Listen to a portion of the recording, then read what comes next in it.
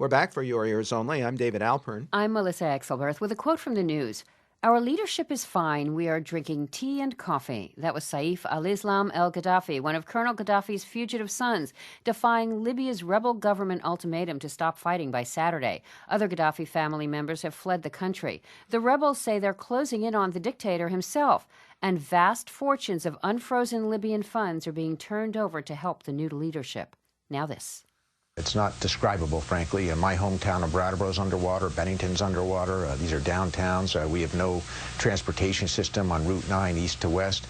There isn't a road or a bridge in a state, on a state highway system where somewhere we're not affected. What began as riveting reality television to the people of Vermont when Hurricane Irene hit the southeast coast and smashed its way up through New York quickly became a direct threat to them last week. Torrential rains flooded rivers and streams, washing out bridges and roadways and isolating many famous tourist towns and workaday villages, as Governor Peter Shumlin told local station WCAX. The National Guard had to airlift necessities, and residents found themselves sharing food, power, and long hikes to bypass the many roadblocks and washouts. Across all the states impacted, at least 42 people died as a result of Irene, which also left an estimated $10 billion in damage. It was the 10th storm this season with a price tag over $1 billion, the highest number in 3 decades. State and federal declarations of emergency quickly followed the falling tree limbs and floodwaters. With a personal view of a disaster few in Vermont thought would affect them so dramatically, for Your Ears Only, we have Killington resident Judy Intraub, my cousin, I should say. She and her husband Saul were trapped in their town for days, finally fleeing over a hastily developed emergency road only after forecasts of new downpours and flooding to come. Judy, welcome to the program. Thank you. You stocked up on supplies in advance of Irene, but many of your neighbors did not. Can you talk about their reaction when they finally realized that the disaster devastating other areas on TV was targeting them too? It was total disbelief. You know, Vermont is full of hills and valleys and big rivers. And people near the big rivers are aware of flooding. They're ready for flooding. But people near small streams never thought that those streams would merge into raging rivers and wash out roads. So they were just shocked. Absolutely. What was the immediate damage in your area of Killington when you finally could get out and look? It was incredible. The road right near our house had a huge hole in it, and my neighbor said that she had seen 5 feet of water going across that gap. And what was your reaction when you finally could get out and look around? We saw the holes. We saw the gaps in the roads. And we saw the corner where I always turn to walk every morning was just a huge hole with a house that I see every single day completely gone, washed away. And I just cried. I couldn't believe it. Like many Vermonters, you found yourself sharing the resources you had with neighbors. How did that happen? Well, people called, and I asked them how they were doing, and this one didn't have water, and this one didn't have food, and this one didn't have power. So people came over and shared a meal. They took a shower. They brushed their teeth. They washed their dishes. And it was a great sense of being able to help in such a disaster. Was it mostly folks you knew well already, or did the disaster make new friendships?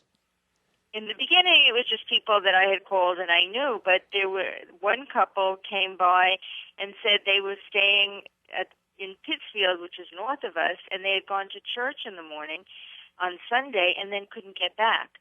So we invited them to come in. We invited them to stay with us, which they actually didn't do. But we met many people that we didn't know, and we tried to help. And the other people in Killington were doing the same. Talk about the complex way folks there arranged to get the personal prescriptions they needed when local pharmacies couldn't be reached by suppliers or patients in the usual way. That was just incredible.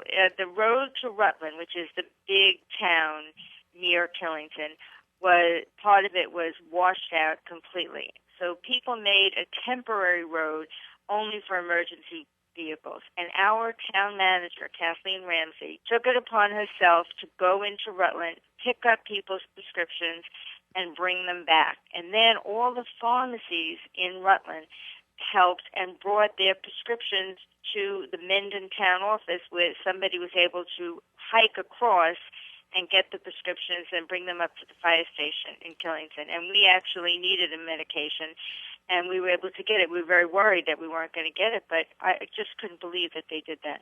Did you and your neighbors ever dream you'd be looking at airdrops of supplies like a third world country? Did it make some people there more sympathetic to the victims of flood and famine worldwide? Well, I think I will never, ever look at a TV report of flooding or disaster the same way again.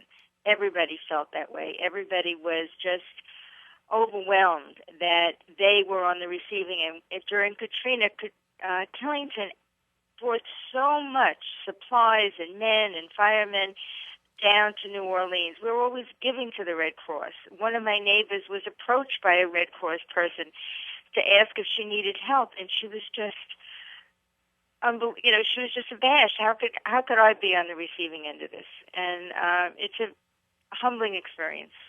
Talk about why and how you decided to leave Killington.